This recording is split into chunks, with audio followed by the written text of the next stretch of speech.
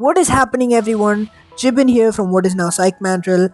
I've completely rebranded the channel to be more open ended, so I am back in a way, and I'm not gonna be gone anytime soon. I have a lot of plans for this channel. That being said, I'll be posting every Friday and sometimes more, and I'll talk more about that at the end of the video.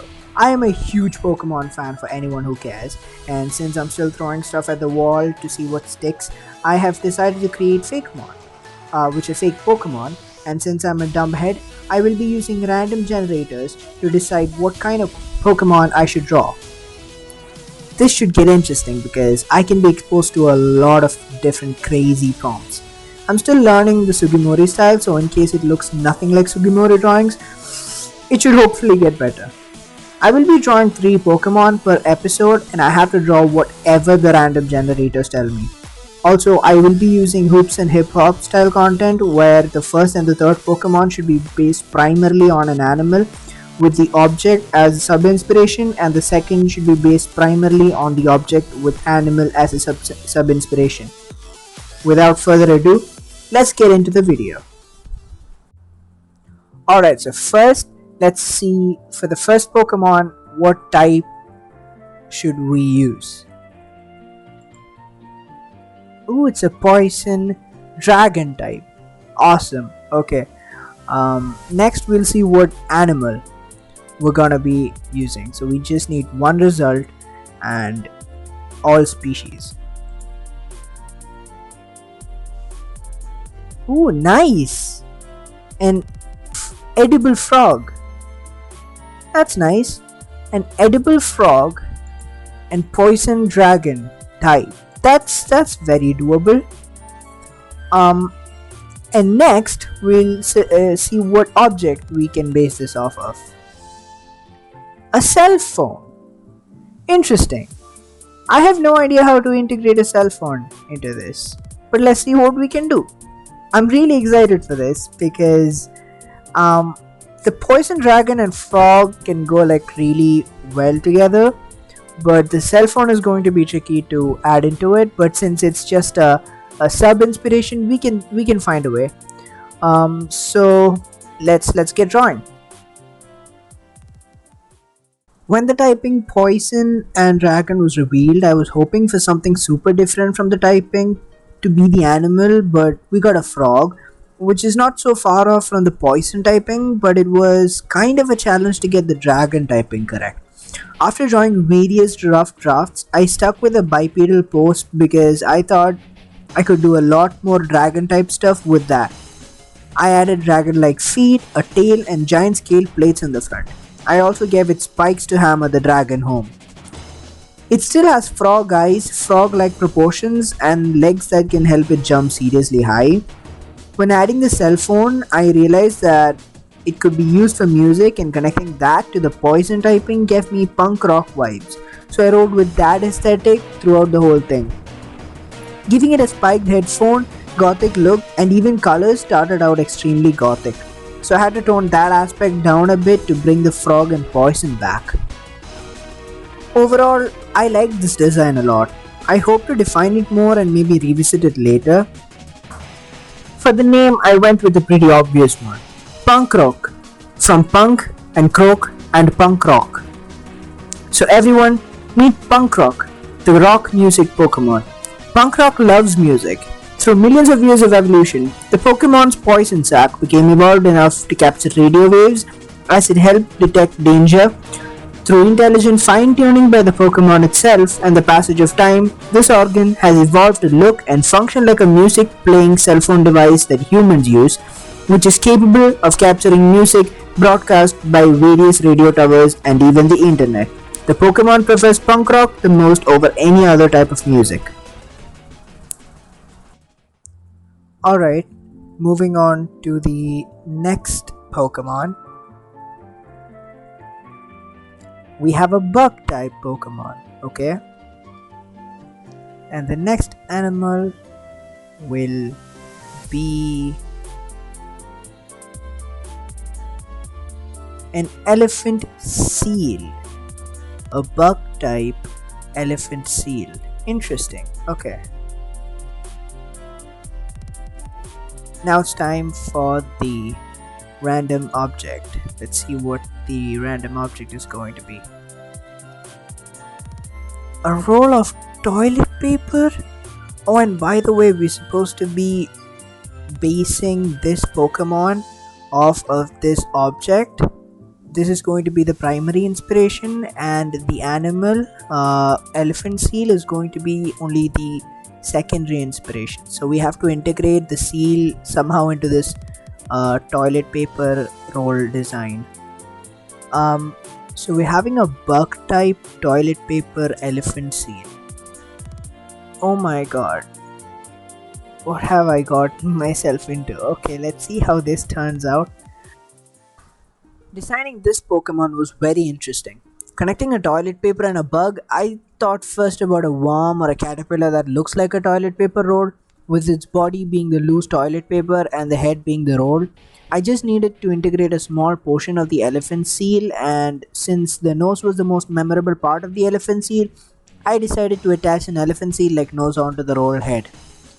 Then an idea came to my mind. What if it evolved into a used and thrown away crumbled up piece of toilet paper? But then it didn't make sense for it to evolve from a toilet paper roll. It would be better if it evolved from a toilet paper sheet. So the final evolution could be the entire roll. I loved this idea. I made an entire lineup of Pokemon when trying to make just one. That was pretty nice. The final evolution needed to be big and strong looking. After trying out a few ideas, the centipede look really stuck. It was perfect with the toilet paper. Overall, I think this design is super cool. It would definitely be on my team. For the name, I mixed centipede, paper, and seal to get Semperil. Not the most creative name, I know, but I suck at naming. If you guys have better names for any of these Pokemon, do let me know in the comments below.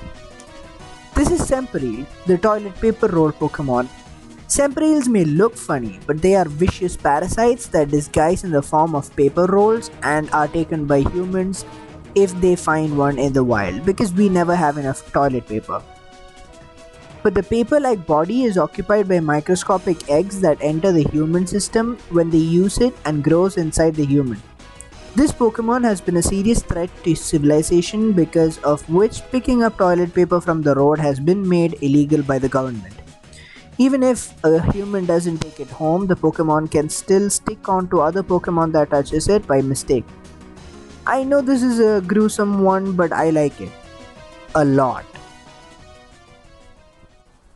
Alright, now it's time for the last and final Pokemon of the episode. Let's see, what is the final type that we're going to be drawing?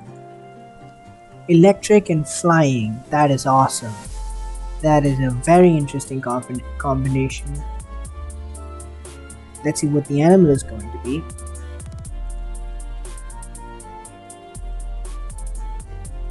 It is an eye.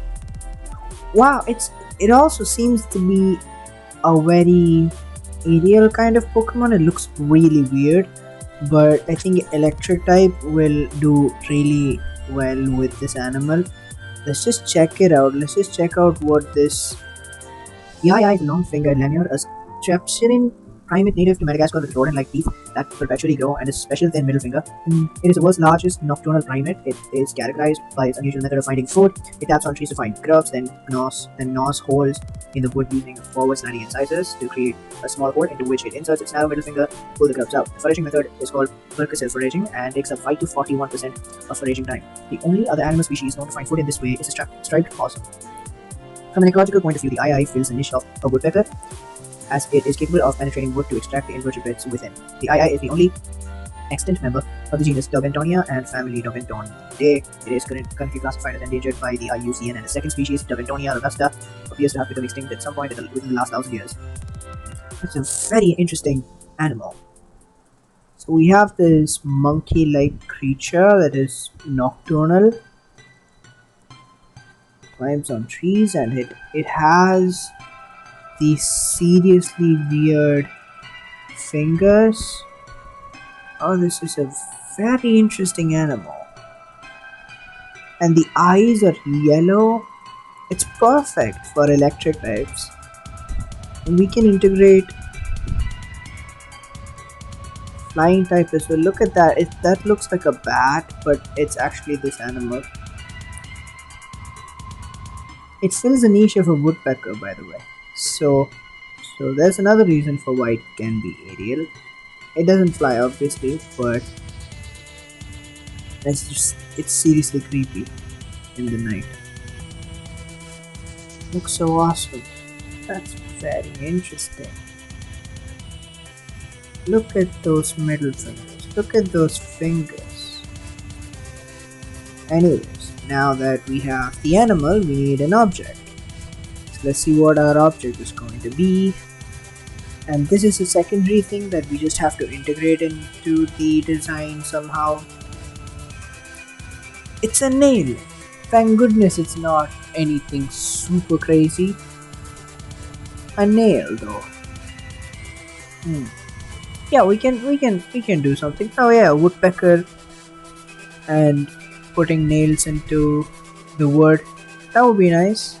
I think we can do it.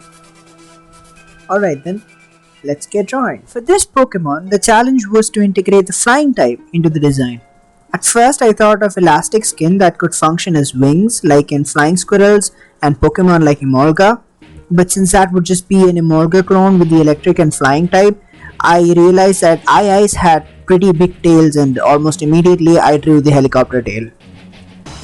It's just one tail, by the way. The tail can turn solid and has a joint that lets the Pokemon rotate the tail any way it wants. It uses this tail to keep it afloat in the air. I took the tail and made the creature kinda sit in the air because I wanted the full body to be seen. This gave me an idea.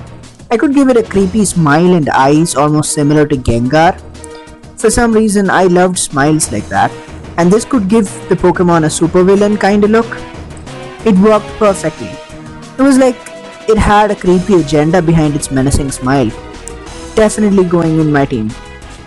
As for integrating nails, it was a no-brainer as I had planned on using it with the weird thin stick-like fingers.